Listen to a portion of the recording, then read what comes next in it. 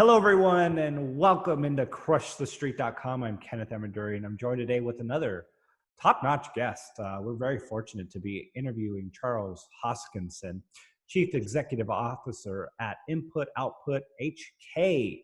Charles Hoskinson, he runs the company that develops the Cardano platform, which contains the ADA currency, cryptocurrency, and a real pioneer in the space, somebody who has a lot of eyes on him, especially for people that are into cryptocurrency. So he's an authority. And again, we're fortunate to be speaking with him today. Charles, thanks for coming on the show with me. Thank you for having me on. So if we could kind of start off with just Bitcoin and as it pertains to the benchmark for the rest of cryptocurrencies, what are your thoughts at the moment as we're seeing roughly $4,000 Bitcoin? We're seeing these spikes up above 4,000, back below. It's very volatile, even in this stage right here. But I think we've come to expect that here with cryptocurrency. But what are your thoughts on Bitcoin and as it pertains in general to where we are in 2019? Well, I mean, Bitcoin is, I've been in it since it was around $1, and I've witnessed it go from $1 to 250 and then down to 80, then up to 1,200, then down to 250, and then to 20,000. Now we're at 4,000. So it's getting tame. It's tamer now. There you go. I mean, the roller coaster, there is always going to be here. But the thing is, as long as it's, kind of going up over the long trend, then that's okay. I mean, but if you look at more meaningful metrics than just the price, in terms of liquidity, consumer adoption, infrastructure, every year it just keeps getting better. I mean, we have so many on and off ramps. There's ATMs everywhere. I was in Mongolia not too long ago, and a camel herder had Bitcoin. So when your Mongol camel herders are buying the asset, then that tells you that things are moving in the right direction. The other thing is Bitcoin is going through, and the industry as a whole is going through a major upgrade cycle where we're really having deep and meaningful conversations about the robustness of scripting languages, about consensus protocols, about network stacks. And after many years of research and lots of papers and lots of proof of concepts and tons of altcoins, these things are working their way now into the big cryptocurrencies, the XRPs, the Ethereums, the Bitcoins, the Cardanos. And now it's kind of an arms race to see who gets there first. So what are your thoughts then on $4,000 Bitcoin? Do you believe that that's a good floor, roughly? I mean, we're below it right now, but I mean, this $3,000 to $4,000 range, are you pretty confident purchasing at these levels and in general across the board? Well, price predictions are pretty difficult, and if I was good at estimating, the value of an asset, I'd be a trader, a lot happier than being a guy who built stuff. But you always look into things like trading volume, you look into market accessibility, you look into the news cycle, you look at the other things like what is the cost of production for a Bitcoin, if you want to compare it to a commodity market like gold or oil. So if you look at the oil industry, for example, there's all kinds of infrastructures that simply just shuts off after you get below a certain price per barrel. So those give you a good conceptual floor of where the industry is at. So demand is increasing to grow, and there's more people coming in every day, and there's a lot of good things on the horizon. So I think over a 1 to 3 time horizon, the price levels we're seeing are not only sustainable, but will probably move up. The big thing that the market is waiting for is actually regulatory. So the ETF approvals, legitimization of the asset for big investment funds to be able to move in. Like, for example, if you look at these huge funds like BlackRock or others that have trillions of dollars cumulatively in their portfolios, they'd love to be able to take 1 or 2% of their investment portfolio and put it into a crypto portfolio. But for that to work, you need custodial solutions, you need ratings agencies, you need insurance, you need a regulatory side that's favorable for that. And it just takes time for that to mature. But there's a lot of progress that's been made. And once that gets done, then we'll see a lot of money entering our space. And I think that's going to lead the next surge. But until then, we're in probably a long cycle of a lot of volatility where we keep seeing the markets doing the same thing. They creep up a little bit, then they collapse down. They creep up a little bit, then they collapse down. And there's small winners and losers here and there, but generally the price stays flat and anemic. So Charles, tell us about Cardano, if you would.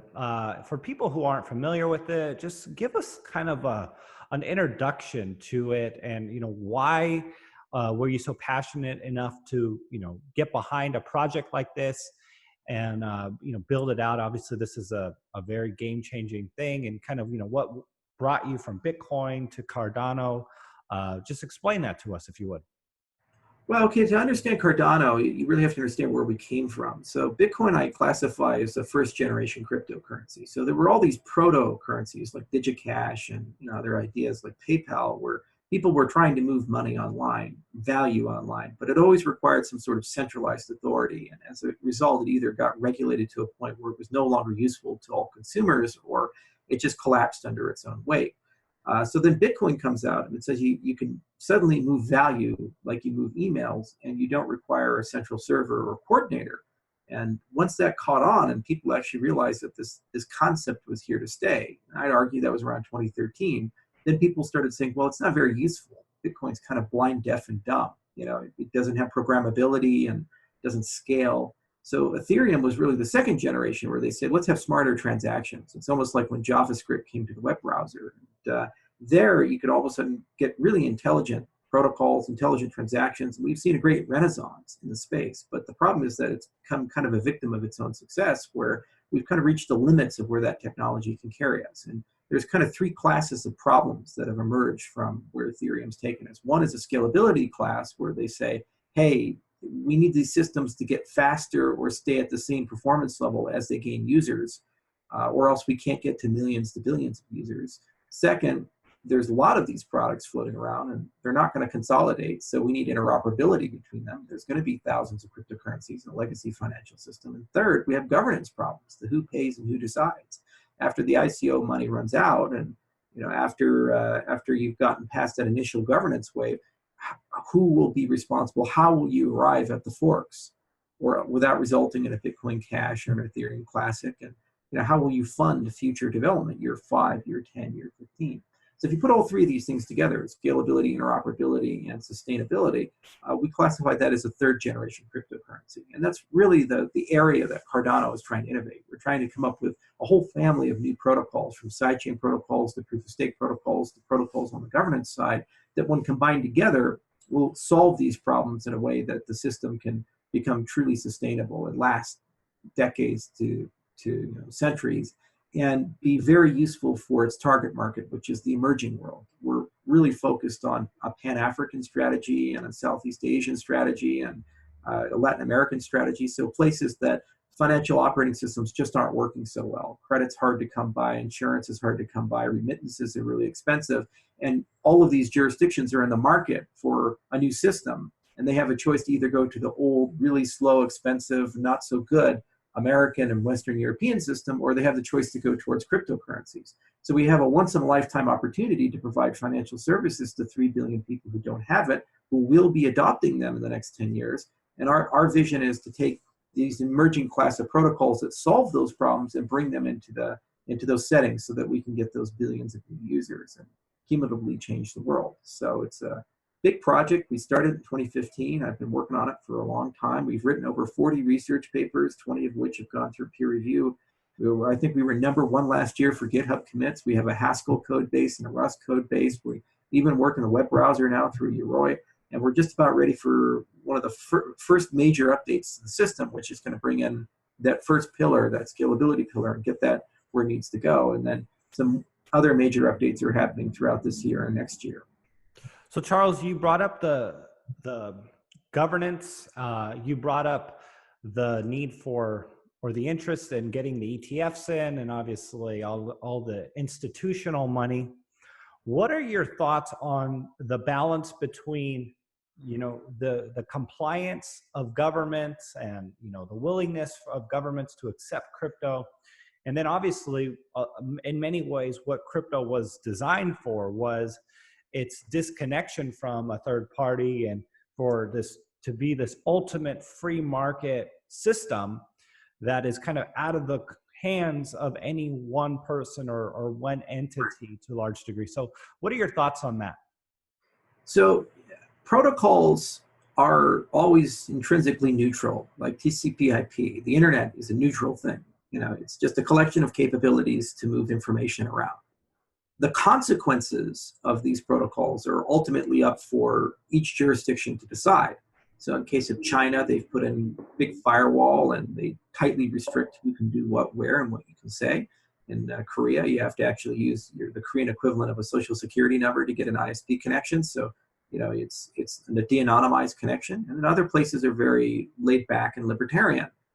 So money is much the same way. You have a collection of financial protocols, and this is what Bitcoin and second and third generation protocols are providing. And then governments have an interpretation of, well, what do these protocols mean for our society? So in certain governments like India and Japan and Korea, they've been a little bit more on the regulation side, and other ones like Switzerland and Singapore are actually willing to work with these new realities and create special structures to enable people to innovate within this space.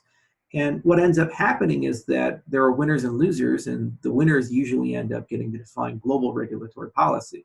So the United States kind of won the internet fight, and so we kind of defined what the internet's going to look like for the whole world. And it was, most people were either accepting our standard or building a parallel standard, which is less successful. And it's the same situation with the cryptocurrency space, as there's going to be winners and losers. It doesn't really matter if they're small or large jurisdictions. And based upon the consequences of winning, we're going to see probably the rest of the world eventually adopt that standard. And it, just as a caveat, it wasn't too long ago that it was actually illegal to sell things online. It's called the NSF-AUP, the National Science Foundation Acceptable Use Policy. And there was a huge controversy back in the early 90s about repealing it. The arguments against e-commerce were that the internet would turn into a cesspool of spam and pornography if they allowed people to conduct commercial activity. And that happened. But at the same time, Amazon and all these other great companies came out of the e-commerce revolution. So the benefits outweighed the cost. And it's the same with cryptocurrencies. When you embrace them, you intrinsically are getting rid of capital controls, and you're putting people more in control of their own money. And as a consequence, they're exposed to more scams and opportunities for theft and financial crime. But at the same time, they're also now in a much better position to chart their own financial future and protect themselves from bad policy or bad sovereign currencies, and also to be able to interface with finance at a much lower cost. So instead of spending $15 to move your $100 back to your daughter and or your mother in Mexico or somewhere else, or 35% for interest on a loan, you can now interface with that at a much lower rate that's more consumer friendly. So it's a mixed bag. There's going to be a lot of ups and downs. You're not really cool until at least one jurisdiction's banned you. So we're definitely there, and we're just getting started. It's going to be a long thing. It's going to take decades for the world to work through this. So it was really because of crypto that I got heavily into securing my information out on the web. And obviously with the invention of crypto, this idea, this new form of internet money, a lot of scams and the use of this currency for nefarious purposes have done their thing. So I'm curious, based on what what you're seeing, is the criminal innovation outpacing the good, the genuine, the morally proper security to protect people, or are we getting into a world that's less and less secure, and security isn't keeping up with the criminals?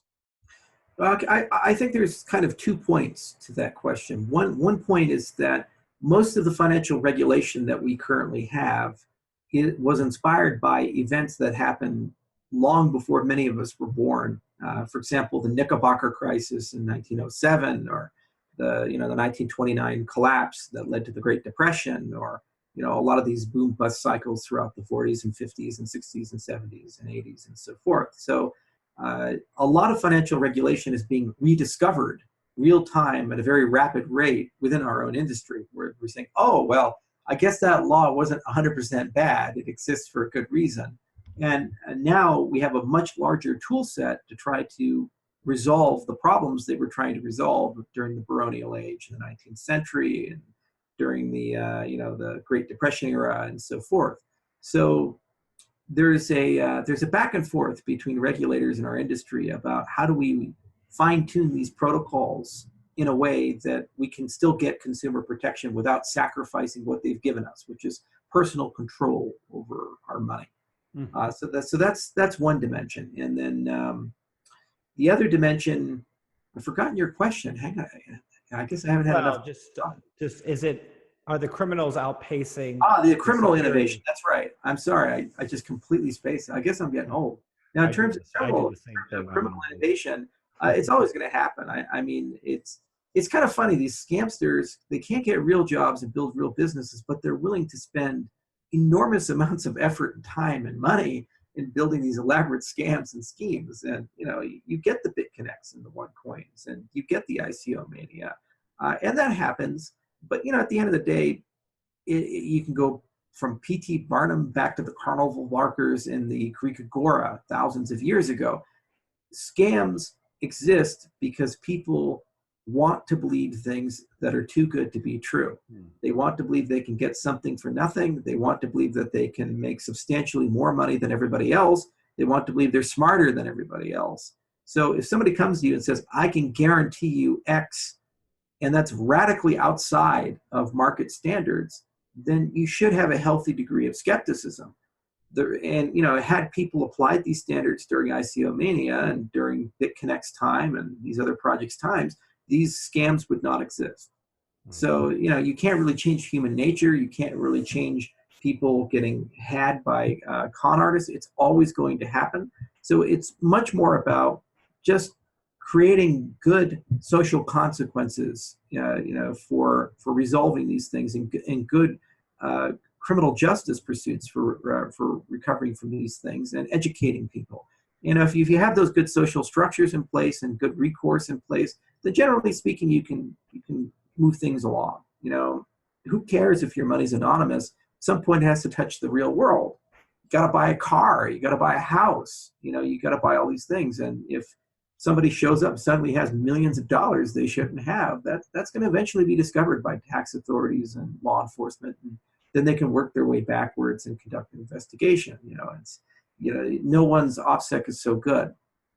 So I think that criminal innovation is always going to be there, and criminals, of course, will find new ways to use tools. I mean, when the internet came out, the Nigerian prince scam, came out, and some people fell for it. But now, if you get an email from some person claiming to be from Nigeria who's a prince, and if you wire him a bunch of money, he'll wire you even more back, you'll probably delete that email. 30 years ago, some people actually took that seriously. So consumer education is the ultimate solution to all of these things, and it'll inoculate us from scams. And curation. And this is why I think there still needs to be a financial services industry, because it is sometimes hard to vet things and understand things. And so you give your money to third parties who act as agents on your behalf to help you vet these things. And as long as you have that kind of relationship where they only make money when you make money, and the quality of their due diligence increases the pie, then you have a very productive relationship. And that's the historical purpose of investments. Yeah. No, that's good advice. And it's one of those things, I just worry, I guess, over time, the criminals will invent the nuclear bomb of hacking where, it's beyond any sort of fighting. If you compare it to an actual warfare, I mean, if the US went crazy, had some crazy dictator, I mean, they could kill every single person on the earth with one button, right? And so, but up until we got to that point, there was resistance. You fight differently. But I'm worried that we'll get to a point where, AI will just aggregate information way faster than people can think. And, they'll be hack into our computers and steal our information in a way that's just beyond defense. Right. But if they steal your information, they still have to do something with it, like apply for credit cards or apply for a loan or apply for a bank account. And you have greater protection over your personal financial freedom, your financial accounts, then it becomes systematically harder for them to do these types of things. And consumers will get better and hardware will get better, but it's an endless circle. I mean, as hackers get better, we invent antiviruses and firewalls and predictive analytics that allow us to heuristically find malware. And then the hackers get smarter and they invent new recourses. That said, actually, I think the consumer security is about ready for renaissance. I mean, we have phones now. I just saw one the other day that you can open the phone with your hand, because the camera can scan the vasculature in your hand and find a unique fingerprint from the veins and the blood flow and the amount of the molecular composition of the blood and so forth. It's crazy, right? So you have to take that with Face ID and these ultrasonic fingerprint scanners. That means a whole class of attacks to defeat the last generation authentication technology are just gone. They no longer work. And this tech is very consumer friendly, because literally you're just saying, here you go, I just opened my phone, or I just opened my phone, or I just opened my phone. So that's really simple. So when you combine these things together with PIN codes, you'll actually have like military grade security suddenly for access to your accounts.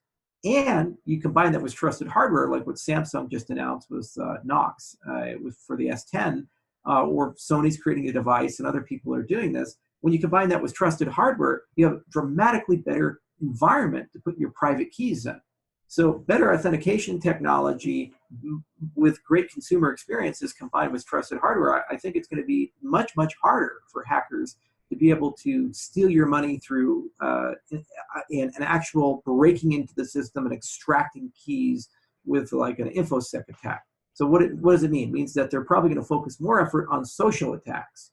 So those are things like convincing you to give your passwords, convincing you to mail their keys, convincing you to install something on your device. And the only way to resolve that is through consumer education. All right, Charles. I greatly appreciate your time here at Crush the Street. You're an expert in the space, and I always appreciate when you come on. And one last thing. So if you guys, I'm going to give you a chance to close out, right? Okay. So I want you to, let us know a little bit about your website, IOHQ, and getting interrupted here. IOHQ. I love the website. It suggests innovation, technology. It's an amazing thing. Would you be able to give us a little idea of what people will find if they visit you there, and what's going on with IOHK? I'm sorry. Okay, so yeah, it's IOHK.io is our company website. It's got a lot of cool stuff on it. But one thing, if you like hearing from me, or you want to know more about our company, we have an event coming up in Miami. It's the IOHK Summit. It's April 17th and 18th. It's going to be a huge event. Steve Miller Band is playing. CCR is playing. So if you're a music fan, you get a VIP ticket. All of my company is going to be there. There's going to be tons of presentations. We actually have a cryptographic puzzle that if you solve it, you get a bunch of ADA. So there's going to be a lot of cool things there. So I'd highly recommend you go to iohksummit.io and take a look at that event. And I'd love to see everyone there, April 17th, 18th. As for our website, it has a lot of great information about the company. And shoot me an email or send me a telegram. At some point, I'd be happy to answer any questions. And we'll definitely have the links in the description area. Thank you so much, Charles, for coming on Crush the Street. It was a lot of fun. Thank you for having me on.